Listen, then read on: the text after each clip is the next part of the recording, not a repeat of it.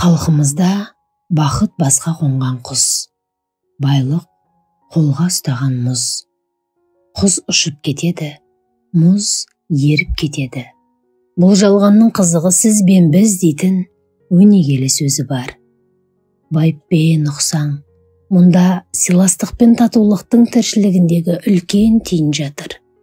Халқымыздың өмір тәжірибесінің дана қорытындысы бір сөйлемге жинақталған.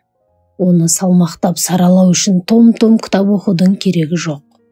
Тек бір үйде қанша адам болса, бұл дүниеде бір-біріне аз күнде қонақ екенін ұғынса жетіп жатыр.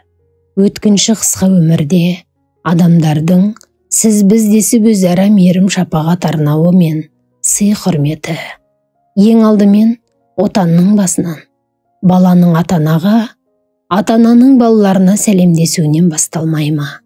Таң азанда қайырлы таң, кешке қайырлы түнді айтудың қаншалықты зор мәні бар екенін пендешілікпен ескере бермейміз. Түннен түгел шығып, күннің қызылын көру, тағы бір жарық күнді, жаңа күнді үй ішімен қарсы алу деген бақыттылық түсінген адамға түн қашанда тылсым, түннің біз терең түсінбейтін құпиялары, біз білмейтін ауырлығы бар, өзінше бір сырлы құбылыс. Адам бейқам, балбырап ұйқы құшағында жатып, тілге келмей, соңғы сөзін айта алмай, қайтпас сапарға аттанып кету әбден мүмкін. Таңның қаралы болмай, қайырлы болғанына бір үйдегі үлкен кіші шүкір деп, төрт көзі түгел амандықта, дастархан басында отыруының өзі бір бақыт. Атамның жаңағы адам тілге келмей, ұйықтап жатып өліп кетуі мүмкін екендігі жайлы айтқанда, анамды көз алдыма келтірдім. Анам, адам өлім барын ұмытпауы керек. Ұйықтап жатқанда ажал жетсе, тілің иман айтуға келмей қалады. Сондықтан ұйықтар алдында Бисмиллахи-рахмани-рахим. Жатсам бір Алла, тұрсам бір Алла. Тұра алмастай қал болса, Ла иллаха иллалла, Мұхаммаду Расулалла деген дұғаны айтуды ешқашан ұмытпа деп, кішкентай кезден миыма шегелеп, үнемі қадағалайтын. Сол бойға сіңген әдет, жастыққа басым тиген заматтан тіліме өзі оралады. Ерте тұрып езу тарт, күн бойыңа көңілің шат, деп тіршілігіне, саулығына қуанып, үйден шықсаң, төңірегің түгел көркем көрінеді. Тарпың-сарпыңа көп күндізгі тірілшілікте кездесетін кедергілерді де жеңіл көтересің. Кешке қарай үйге келгенде, кешің қайырлы болса, отбасыңа аман-сау оралып, ешіңді сау сәлемет көрсең, тіршілігіңе тәубе етіп, тағы қуанасың. Адамның қайта оралар қазығы, өз үйінен асқан жерді мен білмеймін. Одан артық жер бар дегенге де сенбеймін. Менің көп уақытым елден аулақта өткендіктен отбасының жылуына мұқтаж болған адаммын. Сол сағыныш, сол аңсаудың жан азабын басымнан өткізген соң айтып отырмын. Жылылық үйіне күліп кіретін, өзін күліп қарсы алатын адамдармен бірге жүреді.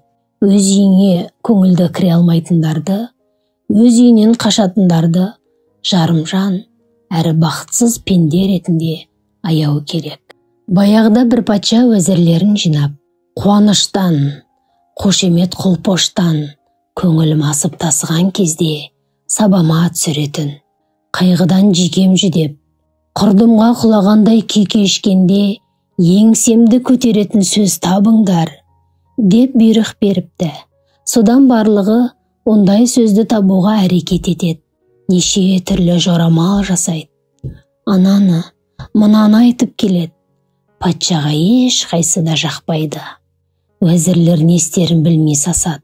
Содан таудағы үңгірде өзімен өзі өмір сүретін сопы бар. Білсе, сол біледі дегенді естіп, соны іздеп табады. Оған өтініштерін айтады. Сопы бұларға мынадай сөзді айтады. Барлығы да өтпелі, бұл да өтеді де кетеді. Патша да осы сөзге тоқтап, өмірінің соңына дейін пайдаланып, үнемі сабырлы болған екен. Адам баласы өлімді түзе алмайды. Ол Алланың пәрменінде. Қалған кедергінің бәрі өтпелі. Бүгін болмаса, ертең өзгереді. Пенде байқұс жақсылыққа масайрап кетеді де, қиындыққа оңай қайсады.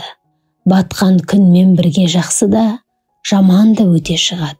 Сол өтпелі көңілсіз іске сабырың сарқылса, ол да шұбатылып жалғаса береді.